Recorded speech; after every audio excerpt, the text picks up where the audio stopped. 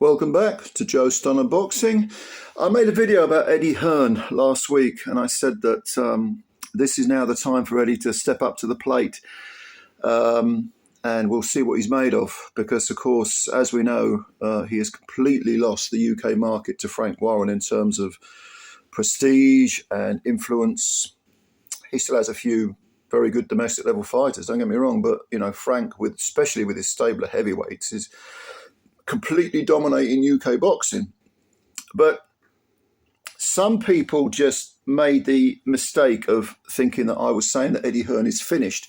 He is not finished. Not if he doesn't want to be.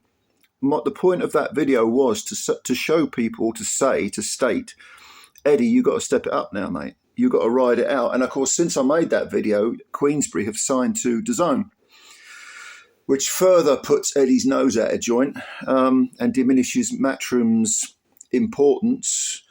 I mean, Alfie Sharman, who's the DAZN vice president, I think, he's been interviewed a few times since Queensberry have joined DAZN, and he said, "Oh no, you know, Matchroom, you know, we're still very, very much in with Matchroom."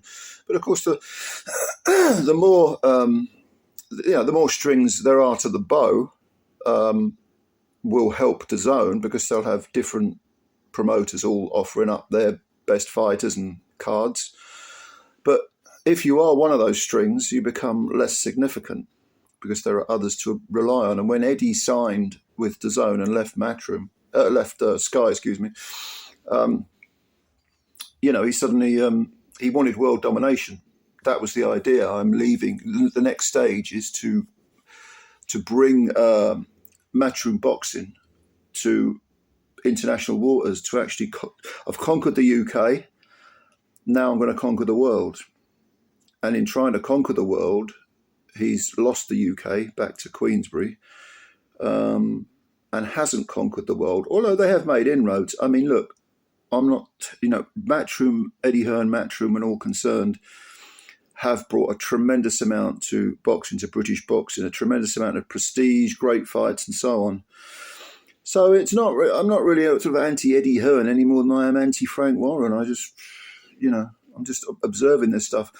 But I thought we'd have a look at DAZN, you know, not DAZN, Matchroom, in terms of the fighters they do have, because they still have some very, very talented fighters. Now, not a lot of them are, you know, massive ticket sellers. Economically, they don't have a great deal of, a lot of prestige, but they do still have, you know, some economic worth, and there's a lot of very good fighters. So let's go through a few of the fighters that Eddie either promotes or co-promotes, you know, regardless of whether it's a fight-by-fight deal or whether it's, long-term deal, whatever it is. Let's just have a look. So in no particular order, you know, we got, say, Katie Taylor, still arguably the best female fighter in the world. A lot of people dispute that now because, well, you've got Clarissa Shields and you've got people like Gabriela Fundora coming through, looks absolutely terrific. And Beatriz Ferreira is also in the mix. She's another Matchroom fighter, Brazilian, very, very good female fighter. You've got Jaron Ennis, Boots Ennis, of course, who is going to do there's a co-main headliner coming up very soon. Jesse Rodriguez, Bam Rodriguez is the other fighter on that card, another Matchroom, American Matchroom fighter. Shakur Stevenson has a couple of fights with Matchroom coming up. Not the most exciting fighter, but then, you know, if Eddie thinks he can sell snow to the Eskimos, maybe he can convince us that Shakur is an exciting fighter to watch. He's very skillful, certainly.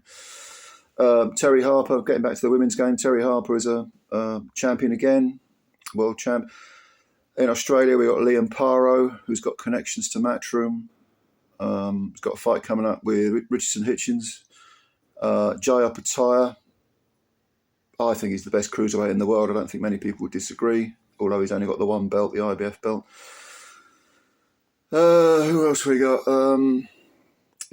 Actually, continuing with Australia, Sky Nicholson in the women's game, WBC champ. Ellie Scotney. I'm still thinking about the women. Ellie Scotney at super bantamweight. She's a very good fighter.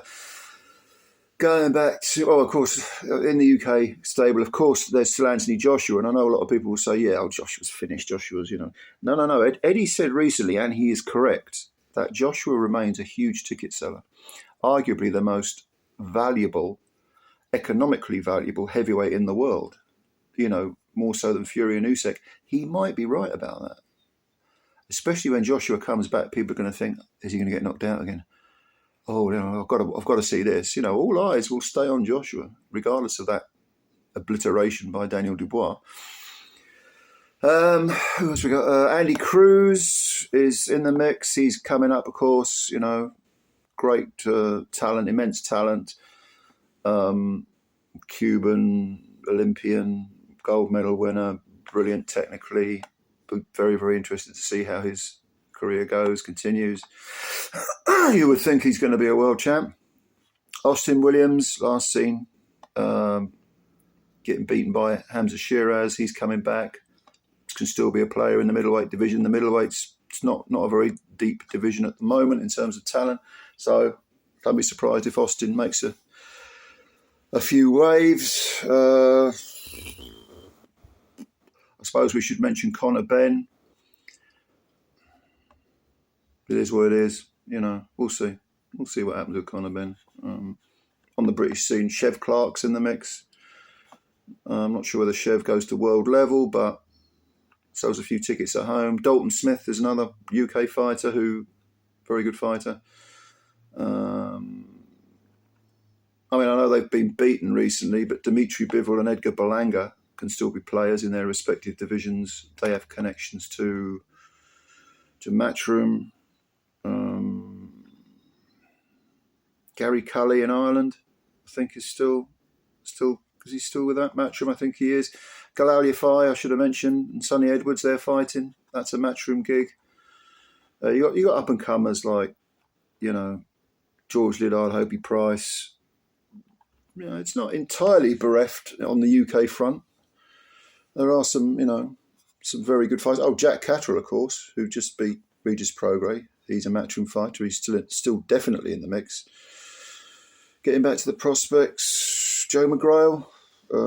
Johnny Fisher is a big ticket seller. I know his ceiling might not be particularly high, but he's entertaining and he sells tickets and people want to watch him. So I don't think that's that bad.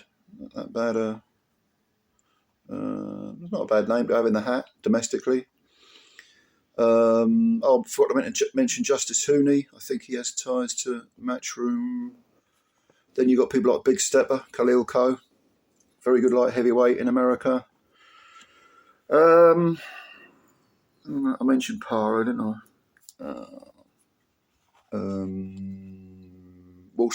I? Sandy Ryan lost to Michaela Mayer recently. She's a Matchroom fighter, but she can still do well, as can Rhiannon Dixon. She lost as well, didn't she? But again, these are. I'm the sort of person who I don't care about a defeat. If you have several on the trot, okay, but when you have a defeat in a world title fight, it doesn't necessarily mean anything. Who else we got? Shabazz Massoud's coming up, isn't he? I think I've just about covered it all. Is Zelfa Barrett still has he got connections to Matchroom? But I've gone through most of them alphabetically. I think I've probably missed a few out. But the point is that Matchroom and DAZN, Matchroom and Eddie are not finished. That wasn't the purpose of my previous video. There's still some. Even someone like Craig Richards can be recycled again, can't he? He's still a Matchroom fighter. Yeah, because he lost in the 5 versus 5. So it's not all over for Eddie. It's not all over for Eddie. So I don't know. What do you think? Leave your comments below as usual about Eddie, about Matchroom, about the relationship with DAZN. I think this is fascinating. The fact that Frank and Queensberry are now with DAZN. That's really going to undermine Eddie's power within DAZN, and probably undermine his, plans to take over the world. I mean, did I mention Ray Ford? Ray Ford's in the mix with Matt. He's got a fight coming up as well. Again, another guy who lost in the 5 versus 5, but it was a very close fight to Nick Ball, and he's still a very, very good fighter. Yeah, comments below. Let me know what you think about this whole subject, and please subscribe to the channel if you're new and hit the like button. If you could do that, that'd be brilliant. Takes a second, cost you nothing. And yeah, thank you. Thank you very much. I'll read your comments and reply. I'll get you later. Bye for now.